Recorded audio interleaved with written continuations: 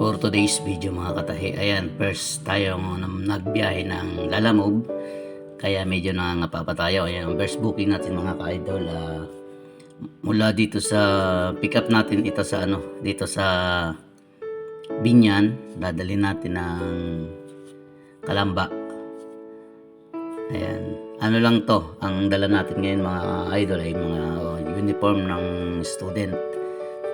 Ayan, biyahe tayo ng Calamba. Ang nito, ang bayad nito mga idol is 142 yung niya.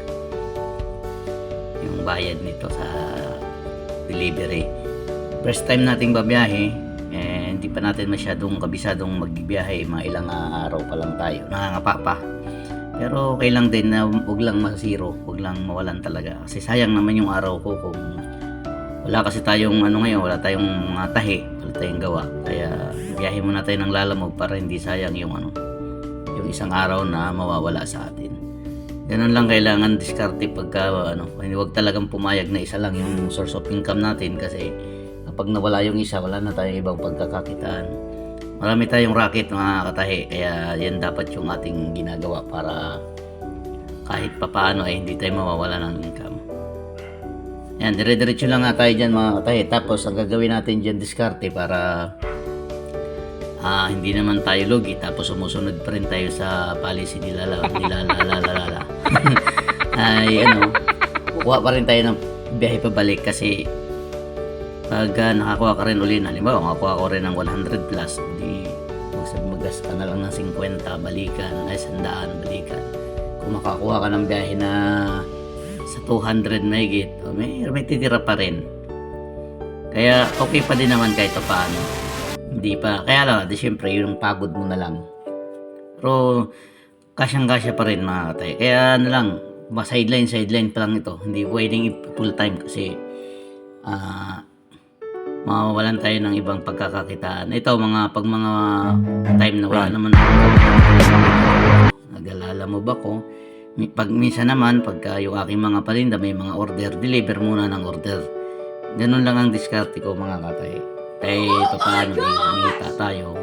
Wag lang mawalan ng pamasahe yung aking estudyante. Kasi napaka-importante nun sa kanya. At siyempre para din. Kahit paano may pangkain din tayo. Ganyan lang sa mga sa mga nagdanais na magkaroon ng sideline. Dapat yung trabaho mo talaga na full-time job mo magkakaroon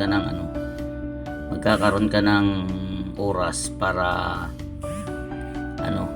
meron ka pang oras mag-sideline. Ako ganun ginagawa ko Marami akong racket mga tahi. Lang talaga, tiyaga. Kailangan mo lang talagang magtiyaga. Kasi wala naman talagang pupuntahan kung magtatamad-tamad ako. Wala talaga. Lugi ang isang araw, sayang. Kaya ang ginagawa ko talaga diyan para hindi ako mawalan ng source of income. Kapag wala tayong tahi, yan. Kaya ang kinukuha kong mga trabaho ngayon yung on call, yung tatawagin lang ako pag may gawa.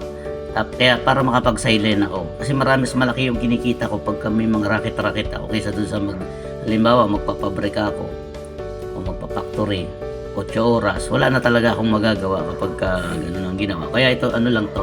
Kumbaga, sinishare ko lang sa'yo. Hindi ko sinabing masama yung mag-factory tayo kasi lagi naman, matagal naman ako nag-factory.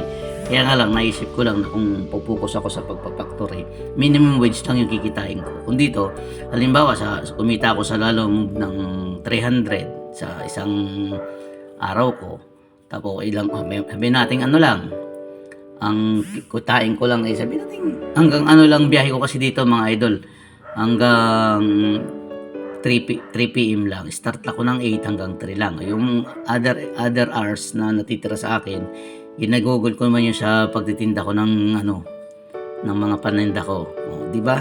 Tapos sa trabaho ko naman, kapag pinagtrabaho ako, meron din akong kinikita. Halimbawa, ang trabaho ko doon sa minsan ang pananahi ko sa isang linggo, minsan 2 araw lang. O yung ibang araw, ginugugol ko sa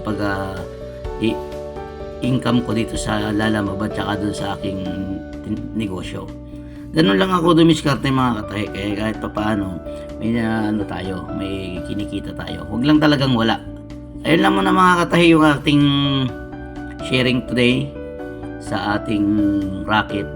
Sana may idea kayong napulot kasi ito na may idea lang yung gusto kong iparating sa inyo na meron talagang income kahit wala kang permanenteng trabaho basta madiskarte ka lang. Okay, hanggang dito na lang mga katahe. Maraming salamat at kung hindi ka pa nakasubscribe sa aking YouTube channel, please subscribe at pakiclick na rin yung bell icon para lagi kang updated sa mga video ko. Maraming salamat idol mga katahe. God bless you all. Peace out.